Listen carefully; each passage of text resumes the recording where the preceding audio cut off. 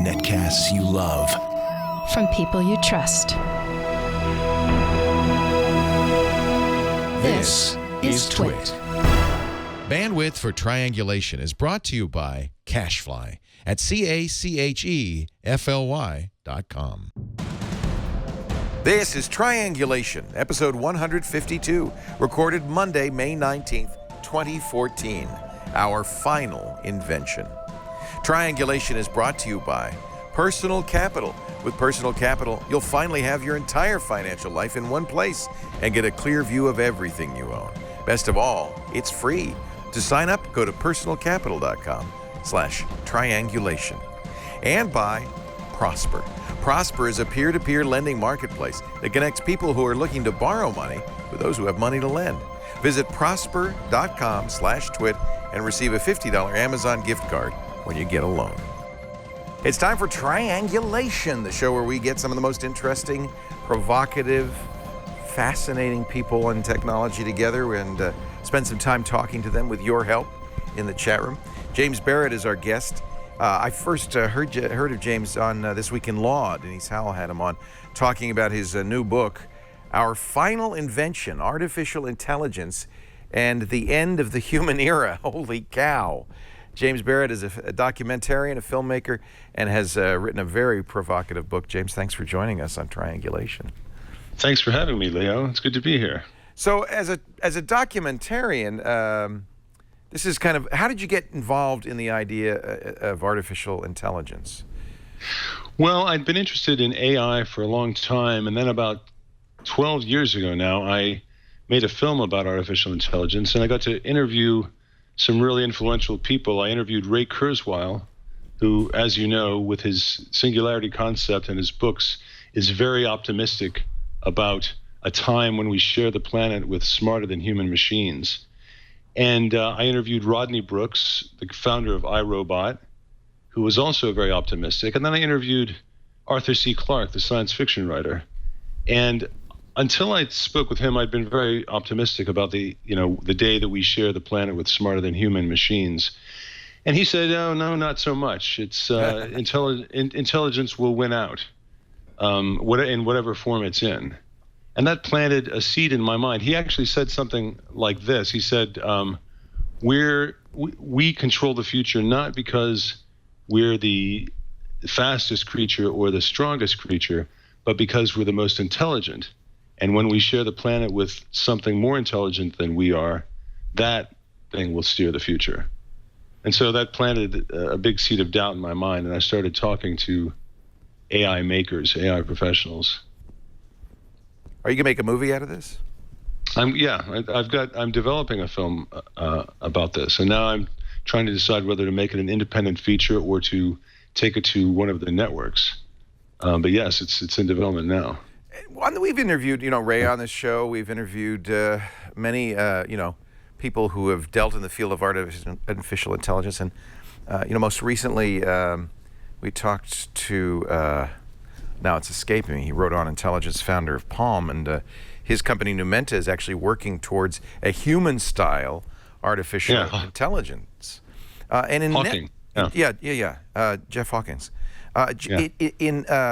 In every case, when I talk to the scientists who are involved in AI, they're sanguine about the future of AI. Hawkins said the only negative thing I've heard, which is, well, just don't let it replicate. Which you kind of echo, and you also point out how difficult that might be. But almost everybody else says, no, you don't have to. Kurzweil very famously told me, no, we're their creators. They're going to love us as we love our parents. They're not going to harm us. Why? Now, but you're not a computer scientist. This is artificial intelligence is a technical field. That's right. Why do you think that the scientists who are involved in this don't fear it? Well, the scientists, we've spoken to different scientists. Stuart Russell just came out. Stuart Russell co-wrote the book, the standard textbook on AI, Artificial Intelligence, A Modern Approach. He just came out with Max Tegmark, a physicist, and Stephen Hawking in a Huffington Post article about 2 weeks ago that said, let's be very concerned about the development of superintelligence, of smarter than human intelligence. I interviewed a lot of AI professionals for my book, and actually the people who are concerned about the unrestricted, uncontrolled development of AI, those people are mostly, the people quoted in this book are mostly programmers and people that work in AI. All right. So I'm so talking Stuart to the wrong Russell, people. Peter Norvig is the other author of a Modern Approach, and in that book, in the foreword, they say we have to take the development of superintelligence as seriously as the development of nuclear fission. So, those are the most elite programmers that I know of. You're right, and Norvig's brilliant, and of course, he's at Google right now. Yes. Which many people think is, in fact, the Skynet that they talk about in the Terminator, the beginning of an intelligent network. You actually talk. Well, I think for one of the reasons that some of the scientists I talk to are less worried is that that for a long time it's felt that AI has failed, that we in fact tried to make machines as smart as humans, and we have failed at that. Do you think that point of view is changing? Oh, yes. I think that, we've had a series of AI springs way back since, I guess in the late 50s when Marvin Minsky coined the term artificial intelligence, and they had the Dartmouth conference. There's been a lot of AI springs, but until recently, we haven't had the computer capability to begin to model the kind of cognition that will be required for anything like human-level intelligence. But now that hardware is in place, and we've seen the consistent advance of Moore's law, and also what Ray Kurzweil calls the law of accelerating returns, we see the hardware and the technology and the software coming online, and we see consistent improvement. So I think the AI winter is over, and right now we're in an AI spring. This is the century of AI. Just the way that electricity powered the 20th century and steam powered the 19th century. I think artificial intelligence will fuel the 21st century. It was the science fiction author Vernor Vinge who coined the term the technological singularity. And of course, Ray Kurzweil has taken it and run with it. Kurzweil, it's partly intelligence, but it's nanotech, it's other technologies all converging at once. And his point, which it's hard to deny, is that this is all accelerating at such a rate now, such an exponential rate, that he says in the next few decades, we will finally create machines indistinguishable from human beings. Do you agree with that? I think that he's absolutely right. He talks about nano, info, bio, and cogno, as you said, and the confluence that he predicts will happen around 2045 when everything reaches fruition. But he says by 2029 we'll create machines or computers with all the nuance of logical and emotional intelligence that we have. So he says 2029. The people I polled say anywhere from roughly 2020 to 2100, and then a very small percent of AI professionals say never. But yes, I think we're on the cusp of creating smarter than human level intelligence, and then shortly after that, smarter than human intelligence. And that's why people are coming out now and saying, well, maybe we should set some bylaws, maybe we should set some standards for the development of AI. What was really a really hopeful sign recently was when the DoD came out just a couple of days ago, and they've given $7 million to 5 universities to look into the question of autonomous machines. And what they're talking about is autonomous drones, autonomous battlefield robots. And these are not friendly AI machines, but very unfriendly AI machines. But they want to create machines that are imbued with ethics. And so it's extremely encouraging to see the deepest pockets, the DoD, get behind the pursuit of ethical advanced artificial intelligence. Because when you talk about autonomous drones and autonomous battlefield robots that act and that kill without humans in the loop, you're talking about very advanced AI. So that was a very good sign. So it's also a sign. Yeah, it's also a sign that they take it very seriously. That this question is coming at us very fast. Of course, the DoD researches a lot of crazy things, including making goats sleep with their minds. But nevertheless, I think that they're fairly serious about And AI. pretty good movie. Yeah. Yeah, they are. You talk about different kinds of AI. It's not AI, but ASI that you're worried about. What is that? Well, just to give viewers a little bit of grounding in all these crazy acronyms, AI is artificial intelligence, and that's humankind, intelligence of human type in a machine. Now, we use AI all the time. We use it for search, for navigation, for theorem proving, for a lot of things. And right now it does a lot of things better than we do. AGI, the next acronym, is artificial general intelligence. And that's human level intelligence in a machine. And that's down the road.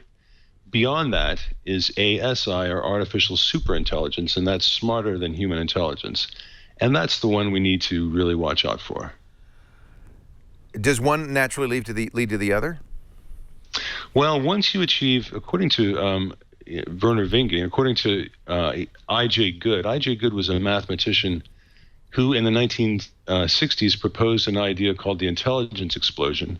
And he said, basically, when you create machines with all the capabilities of human intelligence, then shortly after that, that will create machines that are slightly smarter. Then the machines themselves will set the rate of progress. You know, we've created, and to paraphrase him, we've created machines now that do a lot of things, that play Jeopardy, play chess, do a lot of the things I talked about, search, navigation, theorem proving. They do those things as well or better than humans. In the not too distant future, we'll create machines that do artificial intelligence research and development better than humans. At that point, the machines themselves will set the pace of advancement, and we'll no longer be setting that. So that concept is called the intelligence explosion. And yes, I think AGI, or human level intelligence, necessarily leads to smarter than human intelligence. I think maybe where there might be a disconnect is that does AI lead to AGI? In other words, I've had this argument with Ray Kurzweil. Of course, I'm a patzer compared to Kurzweil, and I really shouldn't be arguing anything with him. But it does seem to me that we've stumbled quite a bit with AI and have yet to make anything. You mentioned Watson and Deep Blue, but these are not very good examples of intelligence, let alone AGI. Well, you have to kind of look where we've been and where we're going. Here's a sort of a litmus test of how good AI has become. Look at the jobs it's displacing. Look at the jobs displaced by automation and by AI. Right now, sports writers, postal workers of all kinds. Sports writers are going out because there's a bunch of companies that are creating machines that write narrative stories. There'll be a lot of jobs displaced by AI as we go down the road. If they're replacing jobs, Watson right now, IBM's Watson, the one at Jeopardy, is studying to take the federal medical licensing exam so it can become a physician's assistant. It's learning vast amounts of legal texts so that it can become essentially a lawyer or a legal researcher.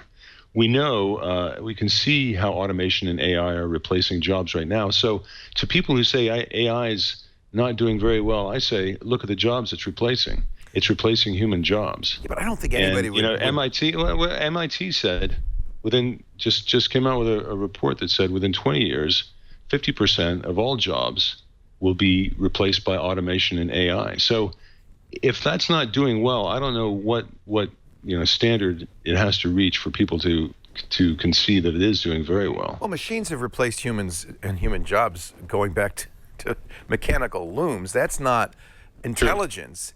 That's automation. There's quite a leap between. I don't think anyone would mistake these machine-generated prose with human-generated prose. Oh yes, they do all the time. Really? Yes, you read it every day, and you don't. In my book, I've got an example of two games, two basketball games that were, one was reported by a human, the other was reported by AI. I think AI has a slight lead on that. There's a company called Narrative Science that's putting out not just sports articles but editorials, and pretty soon just regular news reporting. And there are thousands of articles that you read every day that are generated by computers. And here's another litmus test: you don't even know it. You're not. No, I don't. If you're saying that, I don't. No, it's look up Narrative Science. Look at the stuff they do. Look up Statsheet. Statsheet is the trade name for a company in North Carolina that's putting out thousands of sports articles.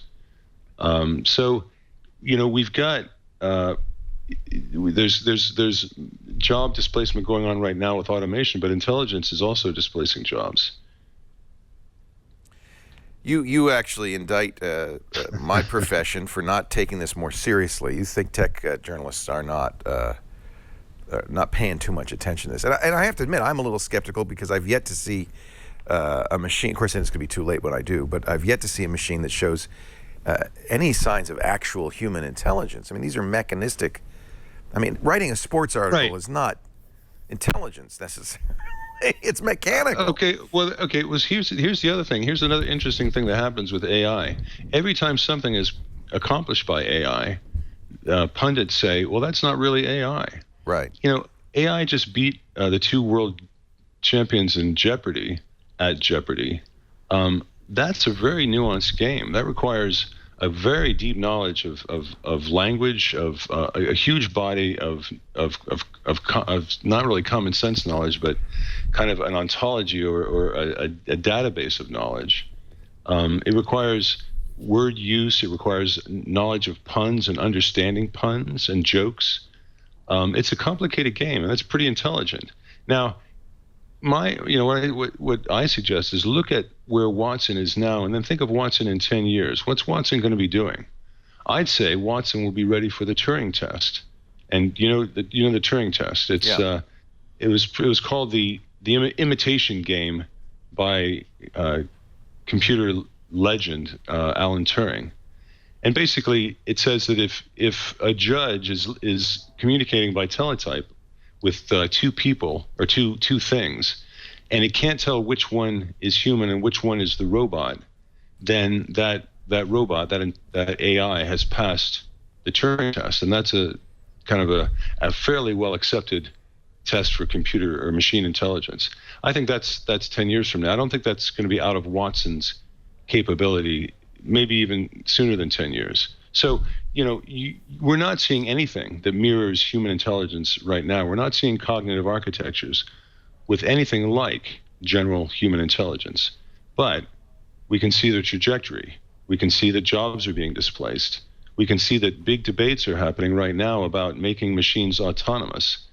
So these questions aren't a waste of our time. They're happening, and they're going to happen sooner than we think. No, I agree with you. And even if this leap from mechanical intelligence to actual human intelligence is a difficult and maybe impossible leap, it's certainly prudent to think about it in case it does happen. So I'm not against thinking about the future. Isaac Asimov thought about this, and you talk about this in the book, with his rules for robotics. That was his way of saying, well, we've got to somehow protect ourselves against these robots. You kind of dismiss this as a fictional device and not something very useful. Isaac Asimov was not trying to make rules for robots. He was trying to generate fiction. The 3 laws of robotics, and ultimately 4 laws, were made to create tension, create stories. If you read the book that the laws came from, called I, Robot, every one of those stories is a failure of the 3 laws. Right. They're conflicts of interest. There's a story called Runaround, where a robot has to go retrieve a dangerous element, and he goes in circles because he has to save the humans, but he can't hurt himself. So he's stuck. Ultimately, the humans have to risk their lives and go save him. So, people refer to the laws of robotics, but they're really just a fictional device. They're also full of nebulous terms. Human and life. We don't agree as a culture when life begins. We don't agree across the world when life begins. So what is it to protect human life? There are parts of the world in which women and children are considered human, so they wouldn't be written into those Right. kinds of laws. Right. Plus, those definitions change over time. So it's a nice starting point, a conversation starter, but the development of thinking about AI ethics has gone well beyond Asimov's tropes. There are people, though, you say in the book, that are trying to develop AI with a positive view to humankind, things like that, to kind of protect us. Can you inoculate AI to prevent it from turning into something that would be harmful to humanity? Right now, that's very interesting, because that's exactly what the DoD has just decided to try to do by giving $7 million, or is it $7 million to 5 universities? But there's a couple of groups that I hope viewers pay attention to. One is called MIRI, the Machine Intelligence Research Institute in California. And what they're trying to do is to bring a positive outcome to the day that we share superintelligence. We share our planet with superintelligence. They want that to have a positive outcome. One of their strategies, and they've got several, is to try to create verifiably, provably friendly AI. And this is AI that doesn't hurt us. Right. And it turns out to be an extremely, I urge people to look up the Machine Intelligence Research Institute to look at the ways in which they're developing these ideas, and the way that the urgency that they see, that they perceive that we need to address them. They're doing really good work. The Future of Humanities Institute at Oxford is doing good work. There's another organization at Cambridge that's just started up. There's going to be another organization at MIT. All of these groups are looking at catastrophic risk because of the advanced development of artificial intelligence. And the bottom line for all of them is to try to figure out how to make ethical AI. We're talking to James Barrat. He is the author of Our Final Invention. I love the name. Our Final Invention, Artificial Intelligence and the End of the Human Era. If we've survived because we are smarter than the rest, what happens when machines are smarter than us? We're going to talk a little bit more about this in just a second. And I invite you to get involved. I'm watching the chat room. If you have questions or suggestions or comments, please put them in the chat and we'll add them to the interview. Our show today brought to you by Personal Capital, kind of another success story here at Triangulation. Almost 2 years ago now, I interviewed Bill Harris, the founder of Personal Capital. He was former CEO of Intuit and PayPal, knew a lot about money, a lot about finance, and he had kind of pinpointed, we didn't talk too much about Personal Capital, but he had just started up. We had kind of pinpointed a big problem with the way people think about money these days. We're all really too busy to spend the time managing our money in a way that builds it appropriately so that we can retire in the future. We can plan for, buying a house or enjoying life as in retirement. And Personal Capital is all about making that easier with computers. I love it, The idea is you log into Personal Capital. In fact, go to personalcapital.com/triangulation, and you can do this all right now. You give it your bank accounts, your charge cards, your mortgages, your investments. You'll get right up front a great dashboard, Mac, PC. It also works on tablets and on smartphones. And a dashboard that shows you in real time exactly where you stand with your investments, and then gives you tailored advice to help you grow your wealth. Tells you if you're paying too much in fees or to paying somebody to management.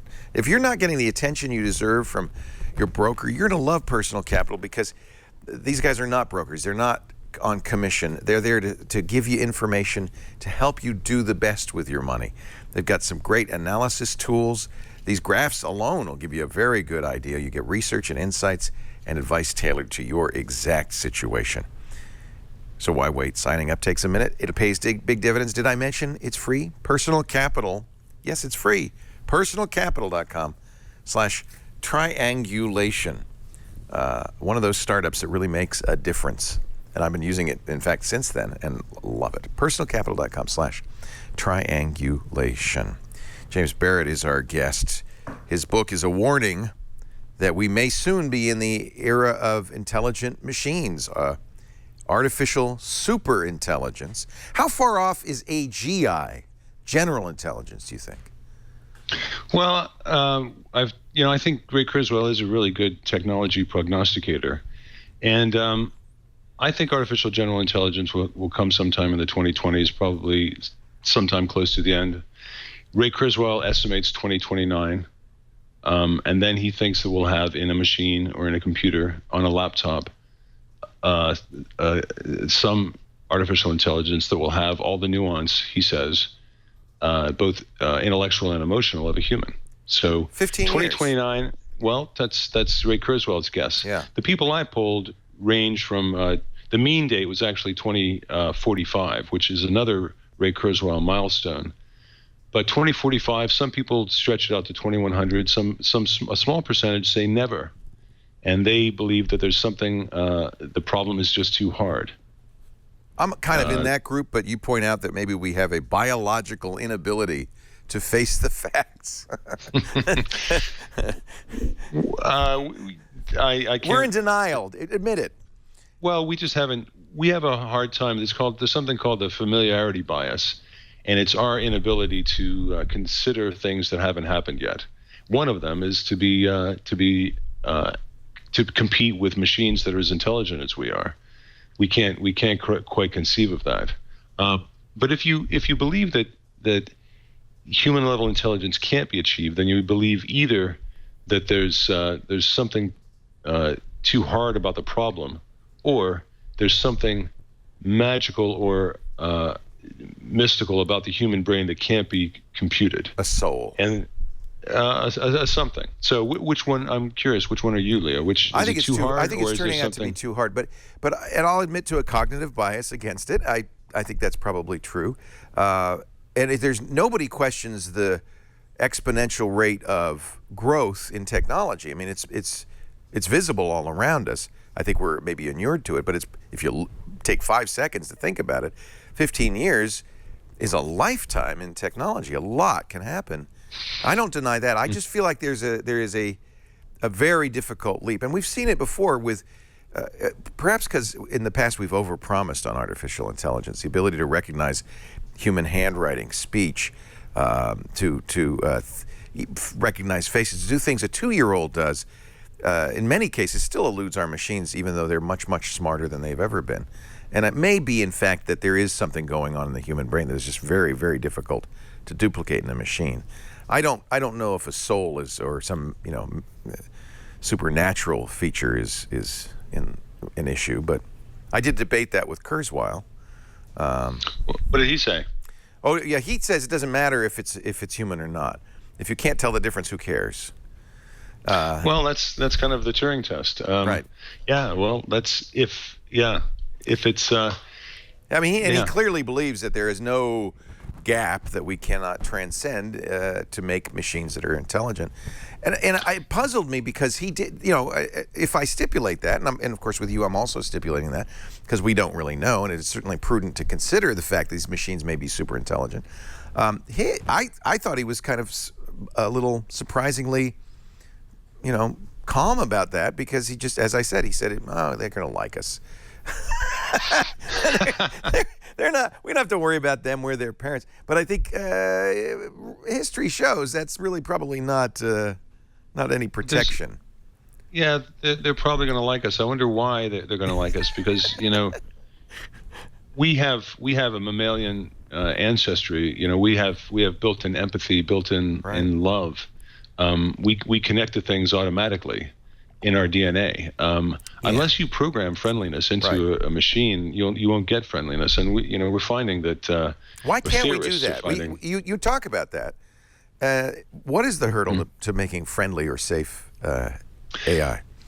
There are a lot of hurdles, but just broadly speaking, if we can't determine a lot of the aspects of friendliness for ourselves. We can't agree on. You and I could debate all day on any ethical issue, right? And not reach a consensus. Some of the big, should we take life? When does life begin? What constitutes a good life? Well, all those things change from country to country, culture to culture, and they all change over time. So whatever you encode into a machine about life, about death, will be irrelevant or only partly relevant just one continent away or 10 years in the future.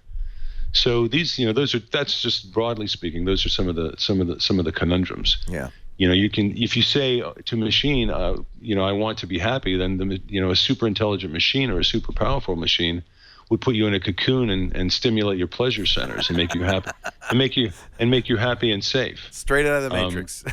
Yeah. Yeah. And the other thing is, while probably one of the most important parts of this is, while some people are concerned about making safe machines, the Defense Department, until very recently, has been just and not just the Defense Department, but countries like Israel, China, DARPA have been really aggressively pursuing very unfriendly machines. There are 56 nations developing battlefield robots, and the gold standard for battlefield robots and for drones will be autonomy. So while it's very encouraging that the DoD has just given $7 million to 5 universities to research ethics in machines, their history has been grab that technology and weaponize it. There's a really good parallel that Peter Norvig alludes to in artificial intelligence, a modern approach, and that's nuclear fission. In the 1920s and 1930s, nuclear fission was thought of as a way to get free energy by splitting the atom. It would solve all our problems, much like the concept of the singularity promises to solve all our problems. But how did the rest of the world learn about nuclear fission? Well, it was at Hiroshima after the bomb was dropped. So it was an emergency circumstance, and but the technology was rapidly weaponized before fission could really be developed in a safe way. So there was no maintenance plan for that technology, right, just as there's no real maintenance plan for this technology. And what happened with fission, it should be a lesson to us, because the human race spent the next 50 years in the arms race with a gun pointed at its own head, threatening to kill itself. Now that's not a smart species trait, and it will fail. That propensity will fail with a more lethal and dangerous technology, and I think that's what advanced artificial intelligence is. Of course, in order for this to take off in an exponential way, we'll have to let these superintelligences design future superintelligences. Couldn't we just prohibit that? Well, you could prohibit it here in the United States, but would that have any impact on how they develop it in Israel or China? Yeah. It would. In fact, there's a huge first mover advantage in developing the first AGI and then ASI. And all the countries, just like in the nuclear arms race, will want to have that first mover advantage and get there first. And they'll always be suspicious that somebody else is getting there first. So you really can't keep the genie in the bottle. You can't keep the genie in the bottle, but you can do some things to educate people and to get them talking about it. This is like, I think of this debate, and I'm really, it's really encouraging that Stephen Hawking came out along with Max Tegmark and Stuart Russell and said, listen, we really need to pay attention to this, throwing their credibility behind the AI risk issue. But there are things we can do, and that's just to get the debate going, to open up, to find some more solutions. There was a good model out there in the development of recombinant DNA. In the 1970s, people developing DNA said, let's get together, let's stop research, and let's set some basic ground rules, like don't track the DNA out of the lab on your shoes. And they got together at Asilomar, at a conference center in California, and created the Asilomar guidelines. And that's guided them till now. And so far, we've had no giant recombinant DNA issues or catastrophes. And we've got promising gene therapy, and we've got better crops. If we had an Asilomar guideline-like meeting and project ongoing for advanced artificial intelligence, it would be a step in the right direction. We could start to analyze these pitfalls and avoid them. It's not just the military, though. You talk about how Wall Street has used technology, has used intelligence to weaponize financial trading, and already we've seen some catastrophes as a result. We've seen some flash crashes when two high frequency trading algorithms start battling it out with each other. Without any human intervention, this is all just computers talking to each other. That's right. Yeah. That's right. And what they're doing is one sells a stock and the other starts reacting very quickly, and before you know it, I think it was in May 2010, the stock market lost was it $400 million in value, and then it bounced back in half an hour, and then it came right back. Yeah. Then there's another company, and people were trying to figure out what the hell happened here, and finally they realized it's these computers basically out of control. Well, it's a problem of complexity. There's a really good book by Charles Perrault called Normal Accidents, and I reference it a lot in the book. When you develop things as complicated as Perrault talks about as nuclear refineries or very complicated jet airplanes, you get problems so complex and systems so complex that not any one person or even group of people can anticipate all the failures that can go on. And so these accidents become quote unquote normal.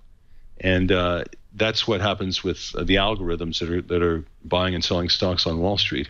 They're so complex that even the people who programmed them, there's no one person who programmed them all. The programmers who call themselves quants, Q-U-A-N-T-S, quants, they program parts of it, and nobody knows really what's going on for the whole system. So it's got a real problem of complexity. Any cognitive architecture that gets anywhere close to emulating human intelligence will be an extremely complex set of algorithms.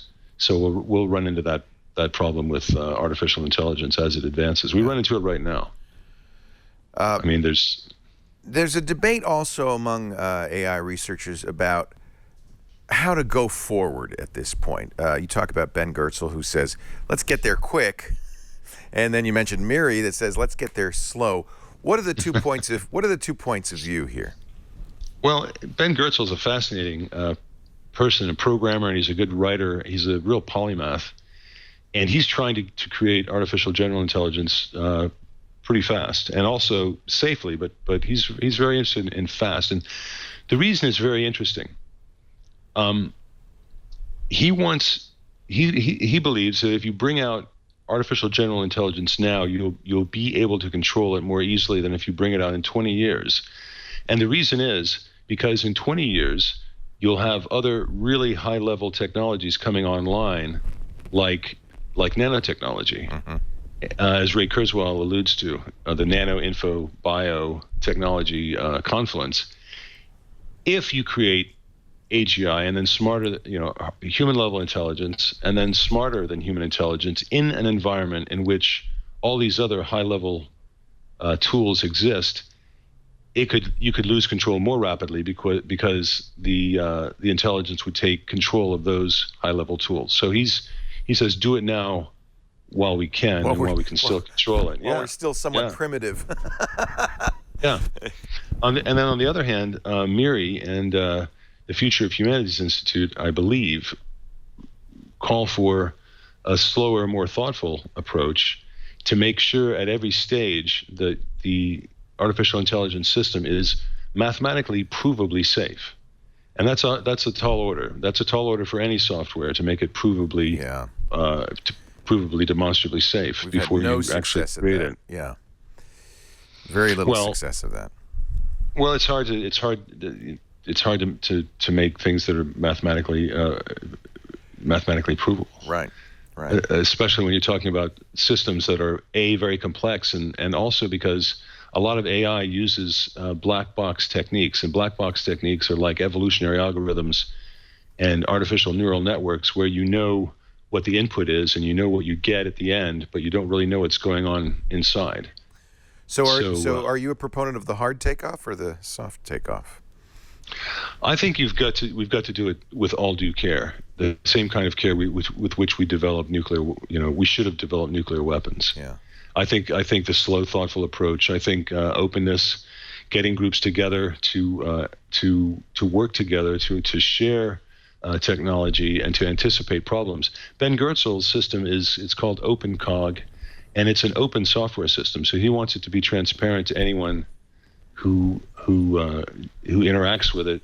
He gets people to program parts of it. So he's for openness and transparency. Yeah. He says if we try really, really hard, we can get to the singularity faster. Yeah. I see what he's saying. You want to be you don't want to give this artificial superintelligence too many tools. So I'm going to accept. There's no question there are many agencies, including the Defense Department and Wall Street, that would love for this to happen and are working as hard as they can, as fast as they can. There are many research scientists, Peter Norvig at Google and others, who are doing the same. We're already headed, hell bent for leather in this direction. There are a lot of people who think, A, like me, it's never going to happen. Oh, I hope it never happens. Or B, they'll be like Ray Kurzweil. They'll be benevolent. But I think it's prudent to also look at, see the perhaps the most likely scenario, which is that once they start designing themselves, once, as in Jeff Hawkins' words, they start replicating, they're going to leave us in the dust. And that's a pretty scary thought. Gary Marcus is a psychologist and another one of these. He writes a column for the New Yorker, and he teaches at New York University. And he wrote a review of our Final Invention on his blog in the New Yorker, and he said, does it matter if it happens in 20 years or 100 years?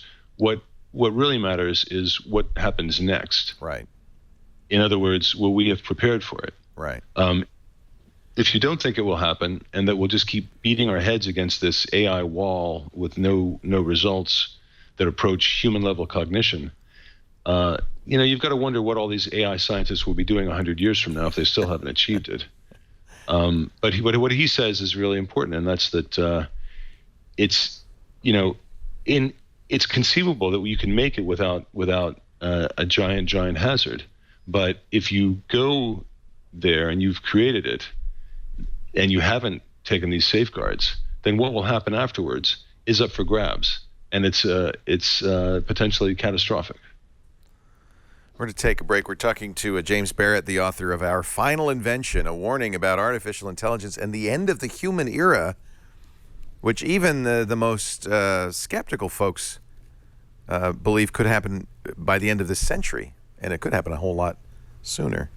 And maybe, and this is what I want to talk about in the next segment, it's already happened. Our show today brought to you by Prosper, another great Silicon Valley invention. They do peer-to-peer lending. So the whole idea is, instead of having going into a big bank, putting on a suit and tie and saying, please, sir, may I have some money? Prosper brings people with money to lend together with people who need to borrow. And it works out beautifully. If you could get $35,000, as much as $35,000 in the next 3 days at a fixed rate, without having to worry about collateral, what would you do with that? Pay off those high interest credit cards, maybe do some home improvements. Hey, start your own business. That's what Prosper is all about. In fact, right now you can go to prosper.com/twit and fill out an easy online application. You just provide a few details. You're going to get your rate almost instantly. Now, by the way, this does not affect your credit score.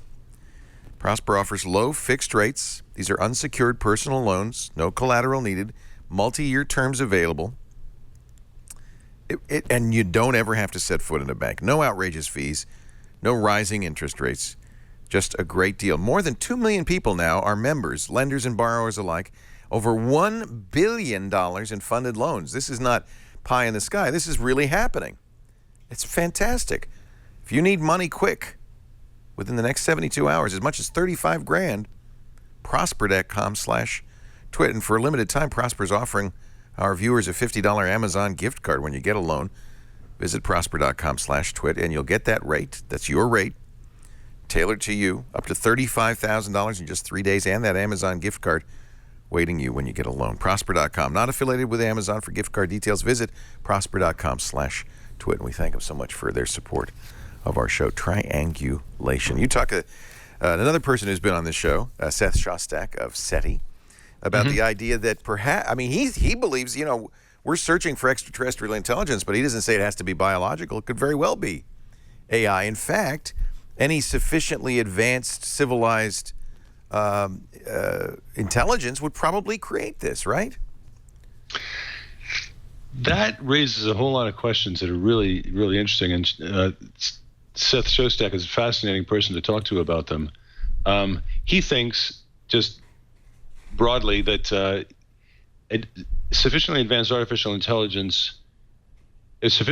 intelligence will already have jumped to machine intelligence, so that planets that started out like ours in these Goldilocks zones around our galaxy, and there are apparently billions of them, many of them will have already jumped to machine intelligence, and therefore they won't be really interested in communicating with us. What they'll look for are high energy parts of the galaxy, and that's where we should be aiming our listening arrays, because that's where the signals will be coming from. I think it's a fascinating idea, but there are he taps into a lot of very interesting ideas, like the Fermi paradox. If there are so many planets that have Goldilocks zones, why haven't we heard from any other intelligence? Maybe this is the explanation. And they don't want to talk to us. They don't care. Well, the other explanation is something awful called the Great Filter. And that's, what is it about developing beyond our state that makes these civilizations not communicate? And maybe it's because they've been taken over by machines. Maybe they're just sitting there humming along. Yeah. What is the Great Filter, and is the Great Filter in our future? Yeah. So, or is it in our? Have we already jumped over a Great Filter? The nuclear weapons, nuclear fission is perhaps one great filter that a lot of civilizations didn't get past. But that's all so speculative. It's fascinating to think about. I think we've got more earthly problems.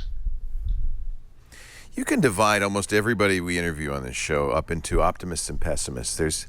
There are the people like Michio Kaku who just sell a vision of the future where everything's going to be wonderful and rosy, and technology is going to dig us out of every hole we've dug, and we will enter a new era, a new utopia. And then there are people like you. Are you a pessimist? I think, is Rachel Carson, and I hate to compare myself that's to a good example. But Silent Spring, Rachel Carson wrote a book called Silent Spring, and it was about let's stop putting DDT into the water supply because it's killing all the birds. It's making the eggshells too fragile and they die. Do we need Ralph Nader's? Do we need Rachel Carson's? Do we need people writing science fiction that warns us about the future?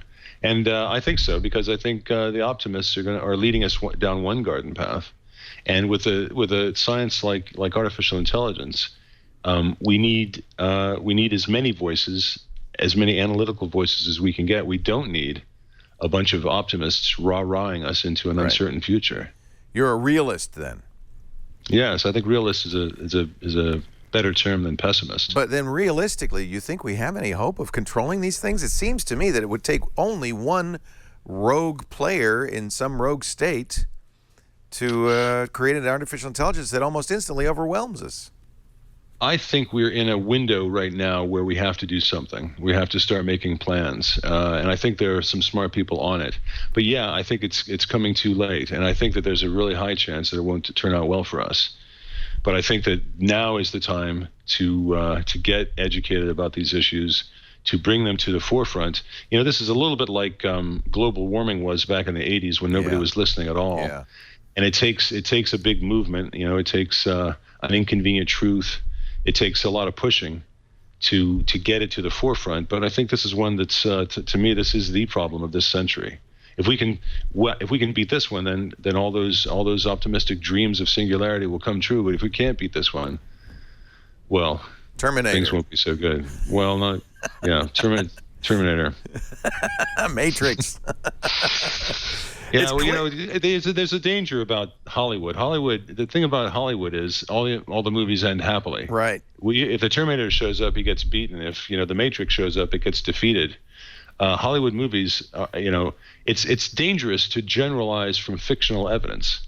To create policy based on fictional evidence. All those Hollywood movies end happily. Our movie doesn't have to end happily. There's no end written. I mean, we're the ones who have to pick up the reins now and control our own future by getting smart about this technology. In fact, as you point out, the fact that we've read this story so many times in so many fictional ways kind of inures us to the reality of what might actually be happening. We go, oh yeah, I've heard this all before. Yes, yeah, exactly. I said we've been inoculated by science fiction and by movies because it's always a happy ending. We always get to go home at the end and chuckle nervously about the scary thing we just saw. But this is real life. This is, we will share the planet with smarter than human intelligence. What will happen next? So you're convinced that is going to happen? We're not going to. The way to fix this is not to stop that. That is going to happen. It's impossible to stop. As I said, if you stop it here, you can't stop it in China, you can't stop it in Israel. It's impossible to stop, but we have to get smart. It's going to happen. I'm convinced. And, only, I think it was less than 5% of the artificial intelligence makers I interviewed believed it couldn't happen. So, yeah, it's going to happen. And, it's what hard are we to going imagine a way to stop it if it's going to happen. What do you? I mean, it's going to happen. It's just but we shouldn't lose hope because we can have a positive outcome to smarter than human intelligence. It's possible to share the planet with smarter than human intelligence and have that be a positive thing.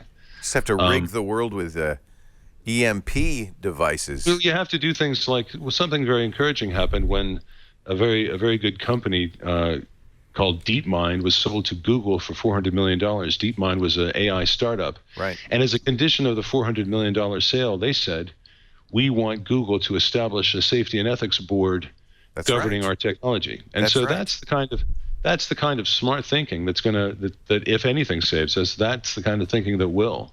So that Google is, compelled to consider these issues. And that companies are willing to, instead of getting just a big payday, they're willing to put their ethics on the line and put their hearts on the line and say, look, we don't want our technology used in an irresponsible way. We want a board of ethics and safety to govern the use of this technology. Well, I think the conversation is so important, especially among the group of people who watch our shows, because we are all technologists, and I think most of us rub our hands with glee when we think of a future laden with smart machines. Maybe we should also consider ways to make sure that that's a safe future for humans. This would be a good place to start. Our final invention, artificial intelligence and the end of the human era. James, I thank you for writing it. I look forward to a documentary about this. I think it'll be a great and very important, I think, well, thank you. film. Thank you very much for having me, Leo. Yeah. I've enjoyed our conversation Great very stuff. much. Yeah. James Pleasure's been Barrat.com. mine. Thank you. We do Triangulation every Monday. It's the first show of my week, and I just love starting the week with these great conversations. We've got 150 plus shows in the can. Just go to twit.tv/TRI. They're all there, audio and video. You can also subscribe. That way you'll get each show automatically delivered to you, and there are lots of ways to do that. One of the best ways to use a Twit app. There are apps on almost every platform, including Roku, where you can say, I want to watch that show. But if you want to watch live, come by 11 a.m. Pacific, 2 p.m. Eastern Time, 1800 UTC on Mondays. Thanks to James Barrat. Thanks to our producer, Chad Johnson. Not actually our board op, Chad Johnson. Our producer, Karsten Bonnie. He's pushing the button. Karsten Bonnie for getting you in here. When I heard you on This Week in Law, I said, actually, it was John Slanina who said, we've got to get James Barrat on. Really fascinating stuff. Thank you, James. And we'll see you all Leo. next time on Triangle.